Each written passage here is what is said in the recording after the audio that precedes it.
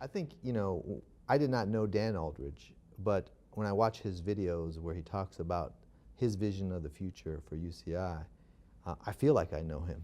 And I feel like how worldly and how visionary he was in terms of projecting forward a vision for UCI. That's really amazing.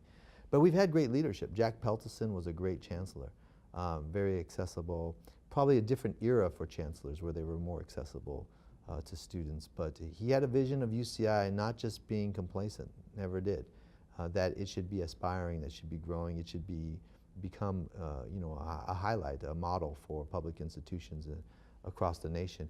And I think that's been really nice. And I think even Chancellor Gilman right now, what he's laying down is a sense of, our future is great, and we should go and grasp that greatness and not be satisfied with where we're at. And I think that kind of leadership, filters down to all segments of the community, whether it's staff or faculty or other elements. I think again, it's a good place to be at if you're a student, but it's a great place to be working at, a place that wants to be better.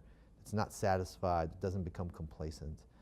Usually, if I'm in a place where I feel like I'm becoming complacent or the institution around me is becoming complacent, I know it's time to leave, because that's not an environment that I would thrive at. That's just me personally.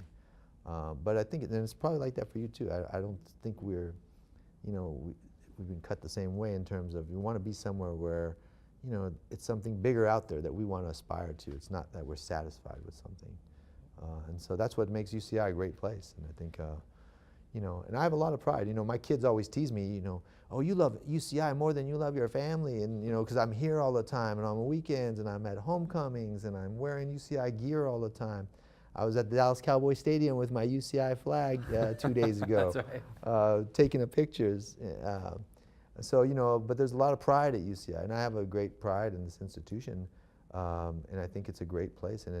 And I know it's a great place because people from my generation, and probably some of your alums, when I talk to them, and I talk about what they do now, I'm amazed, and I know that it's just incredible work that they're doing. They're affecting people's lives. They're affecting their society. We have just amazing alums, and I see them all the time. And so with that, I think it's really, it makes me really take a step back to say, yeah, we are producing leaders here and building character. And I think that that's something that, it's hard to kind of wrap around sometimes. What's leadership and what does it look like? It comes in many forms, but I think UCI students really do become great leaders in the community. And I like to joke about it and say that they're ant leaders, but I do believe in that to some extent. I like sharing that with students. And I think it's nice to also take a little more pride in the institution. I think that's something where there's always been the sense of, well, does UCI have pride? This stuff wasn't here when we were students, I don't think. Maybe when you were, no, maybe not. This UCI zot. But just the fact that we have it now, or just the fact that there's pride at UCI, I think it's that those are really, really strong attributes that hopefully binds us together as anteaters. And so it's special to be a part of it in whatever way, as a student or as a staff member or administrator. I think that's something I'm very appreciative of and grateful for. So.